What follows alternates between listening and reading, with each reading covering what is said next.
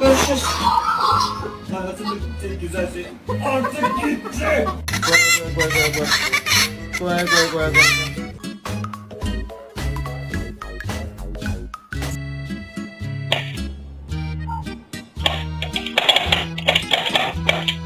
Happy birthday to